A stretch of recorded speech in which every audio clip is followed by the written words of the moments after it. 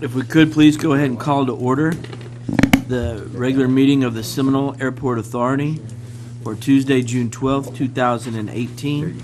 Jay, if we could kindly get a roll call, please. Stephanie Lambert. Here. Bill Watland. Here. Tim Poplin. Here.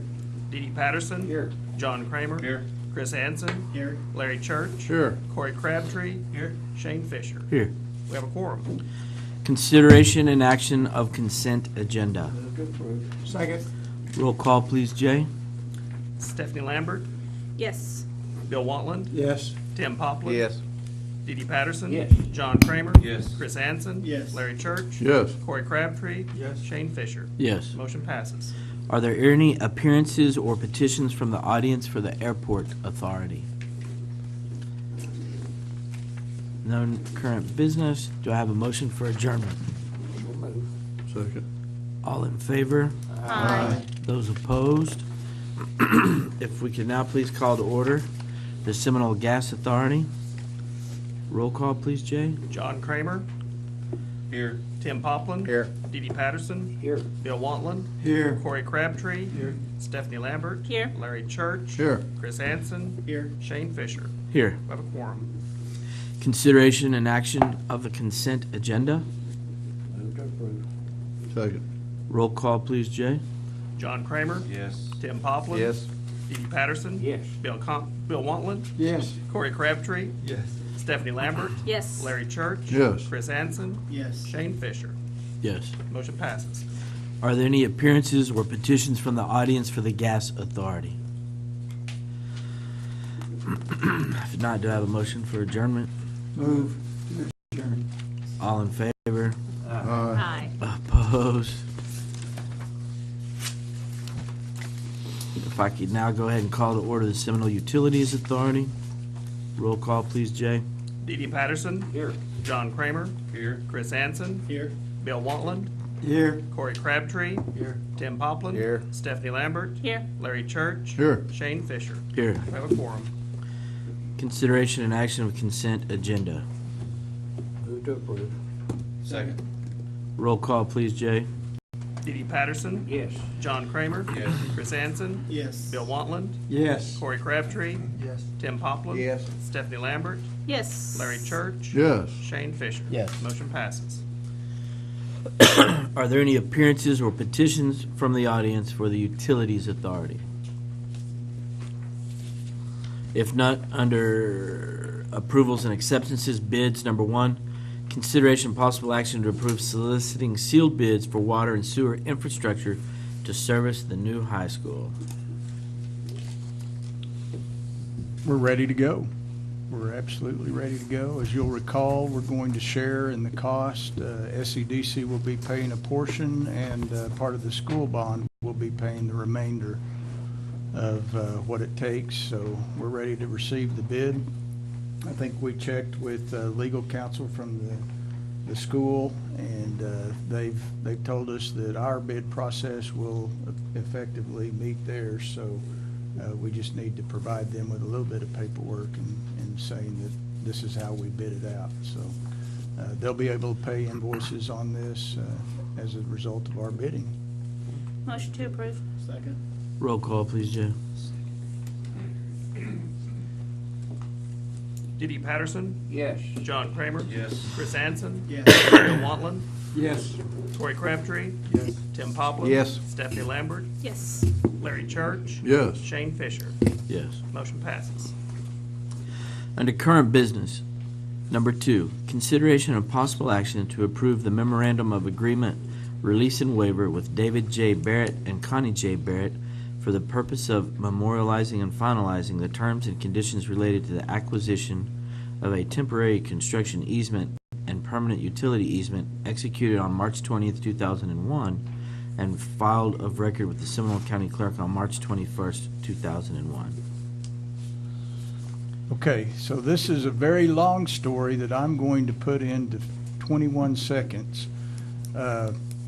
In 2001, we needed to run water to the Haney Center. We actually went through a piece of property owned by Mr. Barrett. He was a tenacious negotiator and negotiated several things out of us such as we'll clear so many acres of property, we'll overseed so many acres of property, we'll put in new tin horns and riprap and things like that. So we did our job, we came through, laid the line, and got ready to do those improvements. And I think so many hours of dozer work may have been involved. I think it was 25 hours of dozer work or something to that effect.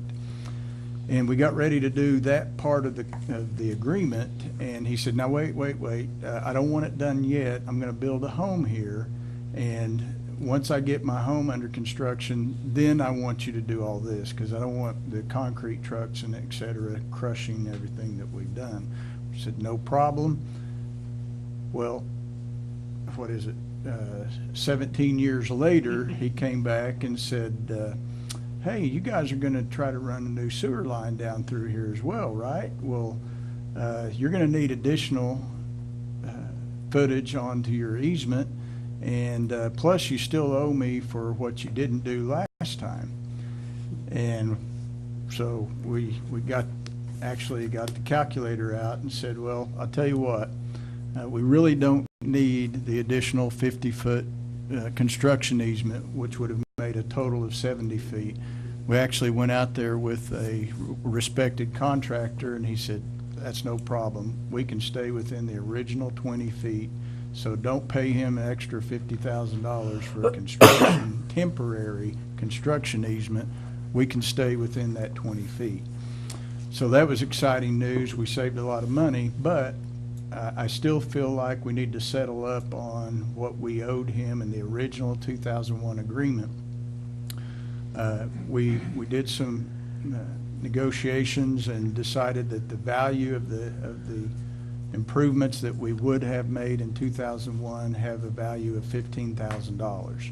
So what we're asking for is approval to pay that $15,000. Now, I want to give a caveat here. Mr. Barrett has not actually accepted this agreement yet. I've left several messages for him. He doesn't take email, so we had to snail mail the agreement to him. And so with their approval, it doesn't necessarily mean that that's going to happen that way. But no matter what happens, and I think the lawyers will agree, and Mike, I think we still have a permanent 20-foot easement no matter what happens. We can still lay the sewer line to get to the new high school. But from a moral standpoint, I felt like we did need to compensate him something for not having done the work in 2001. What did we not do in 2001? We didn't do 24 or 25 hours of, do you remember off the top of your head, 25 hours of dozer work? We did not build entry fences and overseed so many acres. I can't remember exactly. I think we actually termed it in the agreement, but we were going to overseed. Basically, we felt like we were going to tear everything up. We're going to overseed it. We're going to clear your trees, and we're going to burn those trees. And then we're going to replace large tin horns. There's a creek that basically splits his property, and it's a very large tin horn and a drainage basin. We were going to replace that tin horn and riprap around it so that the tin horn did not wash out.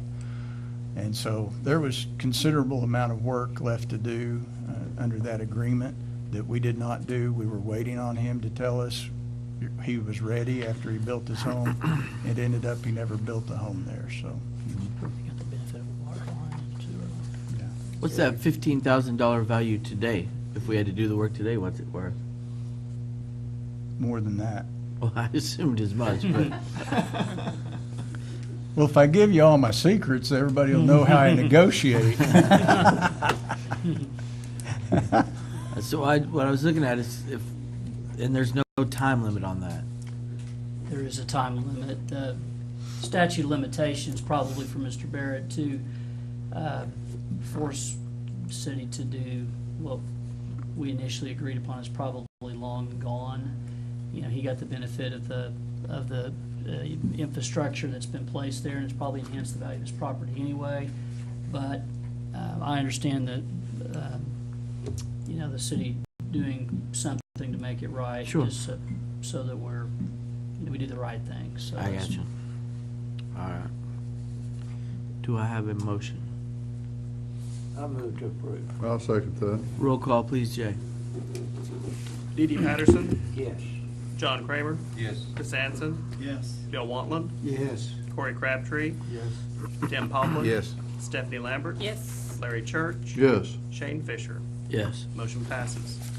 Number 3, consideration possible action to approve funding of a condition assessment of Seminole sewer mains and manholes on the city's west side at a cost not to exceed $58,065, contingent upon approval of the fiscal year 2018-19 CIP funding for this purpose, and to allow the city manager to enter into an agreement no sooner than July 1st, 2018, with Pipeline Analysis to perform the assessment.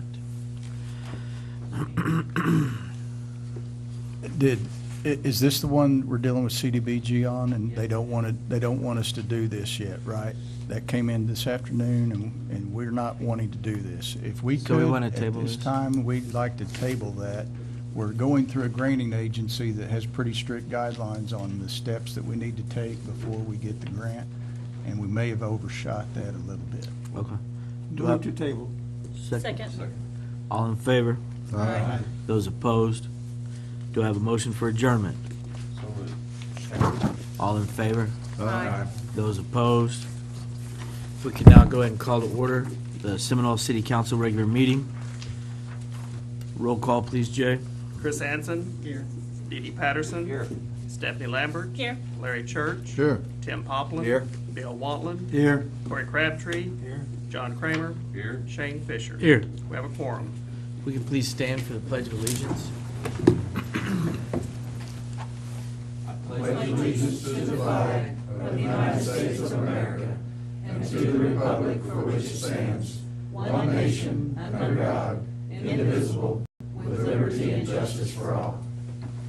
Bill, if you wouldn't mind leading us in prayer, please. Isagadamisi and Mishka Hanga Gigodai, to Kasape and Quichet and Mado Moment for Talofa Seminole, Moment Puesti Morgan, Itinoki Chiquitis, Moment Chimi Isagadamisi on Agatskas.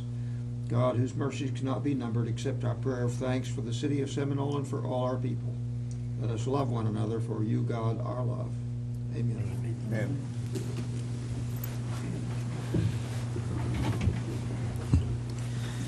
Consideration and action of consent agenda.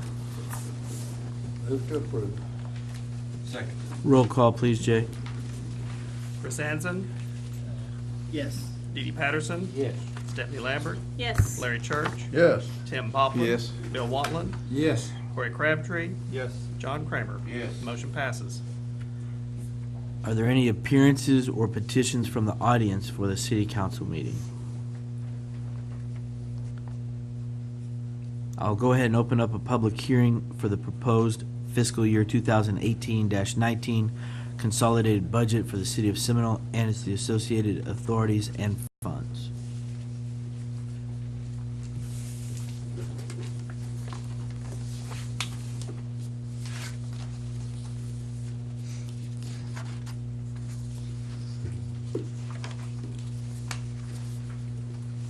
Don't think anybody wants anything, Mayor. Nothing. Oh, they all want something. Yeah, don't ask my children, they'll give you a whole list. Yeah, our reserve is still in the water sewer. Yes, sir. Do we meet our requirement? We meet our requirement, and we've improved somewhat this year in the overall fund reserve. And they always ask for more. They always ask for more, that's correct. That's an auditor's job. But they'll take what we've got. Right. Any questions or concerns about that? If no one has anything, we'll go ahead and close the public hearing. Under resolutions, do we need to vote on that or no, Brad? All right. Under resolutions, number 1, consideration of possible action to approve resolution 2018-11. This is the resolution adopting the fiscal year 2018-19 consolidated budget for the city of Seminole and its associated authorities and funds. before we do that, I'd like to commend Jay for all his work. Jay, you Amen do a to that. great job. Keep us well informed. Do I have a motion?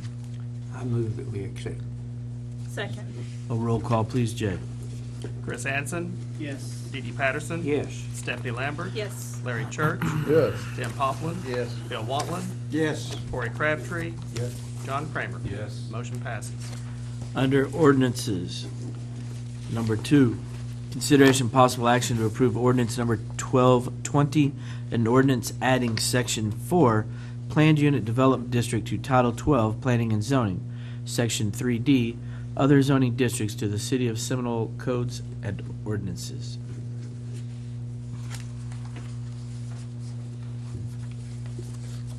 Okay, so, Sharon, keep me straight on this. I believe this is updating the, we call them PUD, the Planned Unit Development District, that will be hosting the new housing development across the street from the new high school.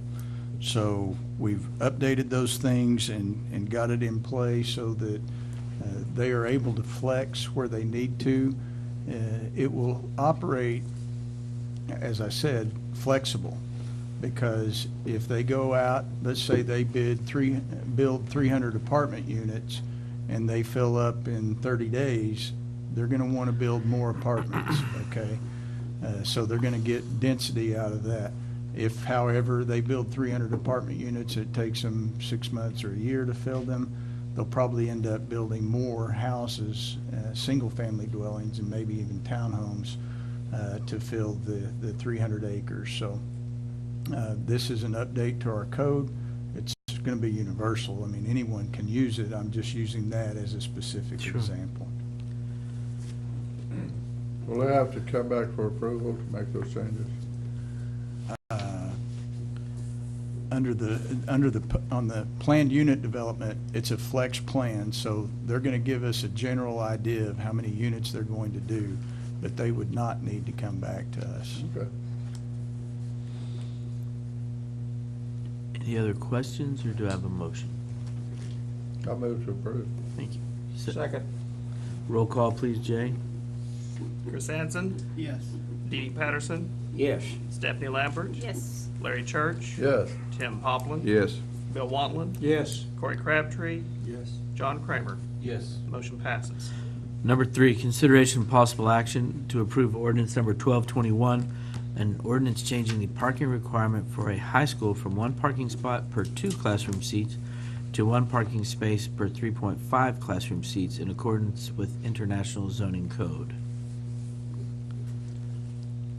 So when we got into reviewing the plans for the new high school, the architect was somewhat shocked to find that our code called for a lot more parking spaces than what he had planned. And I mean by a bunch, almost double. So we would have had, in essence, about 15 acres and concrete parking spaces for 100 graduates per year. So it was a little bit excessive, and we're confessing that, but we're going to propose to you tonight that we bring it in line with the International Building Code, and I think that's more than fair. It's actually better. I think they will, just for your information, provide other parking at a distance from the front for overflow. Let's say at some point they build a stadium out there for baseball. There'll be some overflow parking, probably in more of a gravel format. If we end up there with 2,000 cars, not all of them are going to be able to park on the pavement because of this, but it sure drives the cost down. As you Sure. know, a small parking lot like, well, I say small, a medium parking lot like we've got the softball quad, that cost us $211,000 back in 2007. So concrete has gone up significantly, and we would basically be pricing them out of the market if we required this many parking spaces. So we're going to ask that you consider it. Brad, we have to comply with the international coding then, is that correct? We do. And this is just, I believe, amending high schools, putting that in there at one space per 3.5 classroom seats, because not every student's a driver, so. So really, we have no choice. Well, we do, because International Building Code allows you to be more restrictive, just not less restrictive. In our case, that we would have been much more restrictive by requiring more parking spaces. So we're actually toning it down to be even with the International Building Code. I just remember when I was in high school, you weren't allowed to have cars on campus. They have cars? Horse and We- buggy. Not allowed. Yeah. We appreciate your small carbon footprint. Do I have a motion? Motion to approve. Second. Roll call, please, Jay. Chris Anson, Yes. Dee Dee Patterson, Yes. Stephanie Lambert, Yes. Larry Church, Yes. Tim Poplin. Yes. Bill Wantland, Yes. Corey Crabtree, Yes. John Kramer. Yes. Motion passes.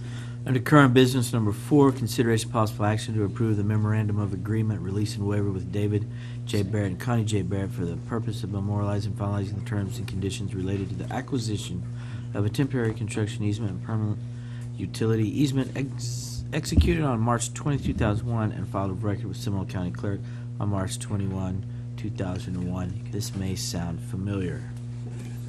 Do I have a motion? Yes. Second. Roll call, please, Jay. Chris Anson, Yes. Dee Dee Patterson. Yes. Stephanie Lambert, Yes. Larry Church. Yes. Tim Poplin. Yes. Bill Wantland, Yes. Corey Crabtree, Yes. John Kramer. Yes. Motion passes. Under current business, number 5, consideration possible action to approve the annual lease agreement with Seminole Public Schools for use of softball fields number 3 and concession number 2 at the Seminole Softball Complex. Move to approve. Second. Roll call, please, Jay. Chris Anson, Yes. Dee Dee Patterson. Yes. Stephanie Lambert, Yes. Larry Church, Yes. Tim Poplin. Yes. Bill Wantland, Yes. Corey Crabtree, Yes. John Kramer. Yes. Motion passes. Consideration possible action to approve the annual lease agreement with Seminole Softball Association for use of softball fields number 1, 2, and 4, as well as concession number 1 at the Seminole Softball Complex. Second. Roll call, please, Jay.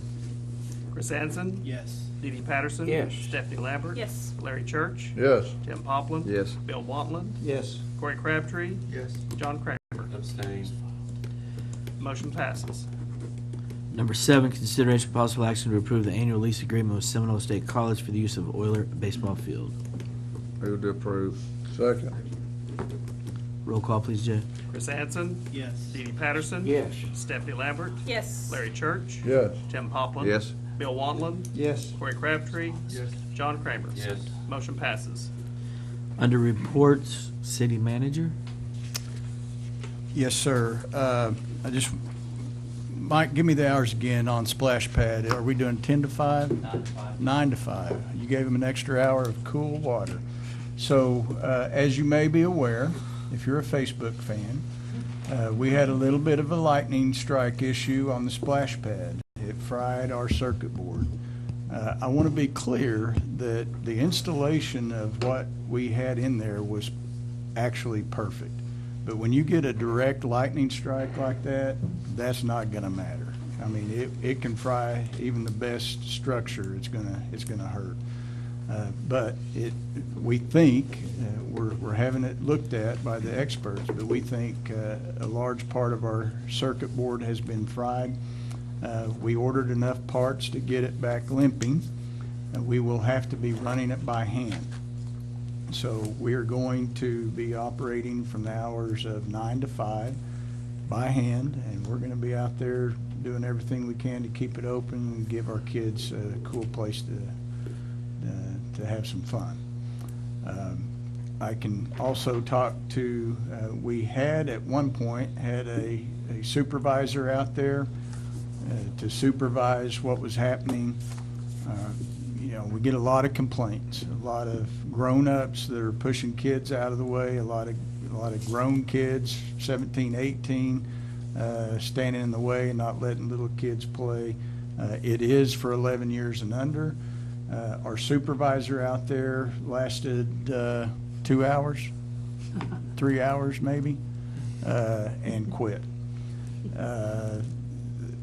You know, I don't know what causes people to be that way, but they get real frisky when they're out there and unsupervised, and if you're not wearing a badge, they really don't care what you have to say. You might have a whistle or a lifeguard shirt, doesn't matter to them. They're going to do whatever they want and push you out of the way doing it. So I don't have a real solution. I don't have it in the budget to add a police officer to be a splash pad supervisor. But I don't have a solution, but I'm going to come up with one soon.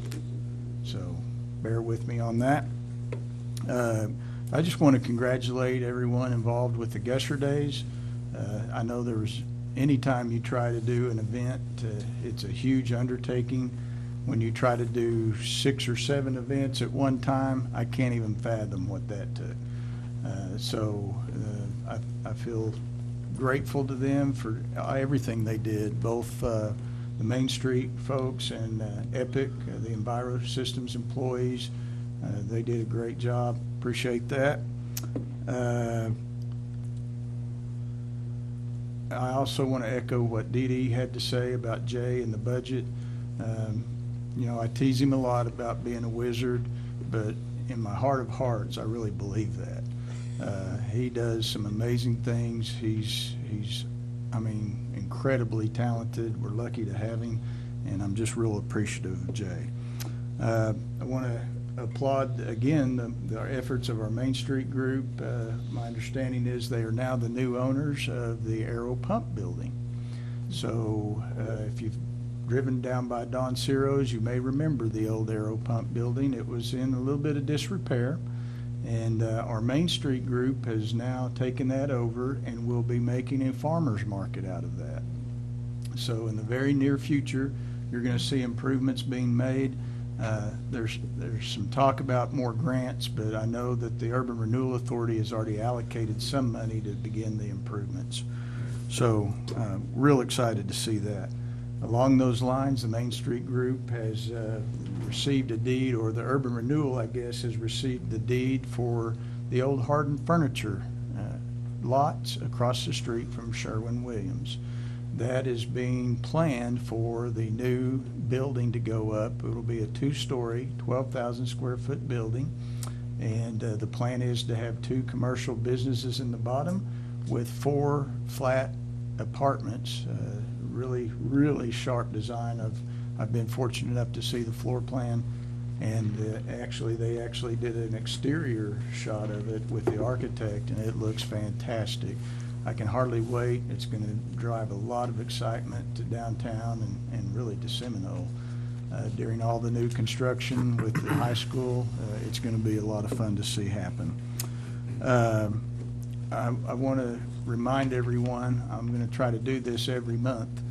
I want to remind that on or about October, we're going to see a lot of road construction through Seminole. If my message is right, Mike, check me, but I think we may end up seeing both Milt Phillips and the Bourne Boulevard crossing in the timeline. So we may end up with road work on both of those thoroughfares. It's going to be a little crazy, and people are going to get a little frustrated. But man, we're going to have some smooth roads by the time they leave. You may have already noticed that they've started on the bridge construction. That is a separate project. That's part of the Wewoka 4-lane. They've done that down there kind of by Willis number 1, and it looks great. They've started it. They're using some of our rock that we've got back toward the Wellness Center as fill dirt, and it's going to look a lot different and a lot better, I think, in the long run. So we're excited to see that. That's all I have now. City Attorney? Nothing other than to echo what Steve said. Doesn't have anything to do with city attorney business, but good job on the air show out there. That was awesome. Scott. It's fantastic. A lot of that, and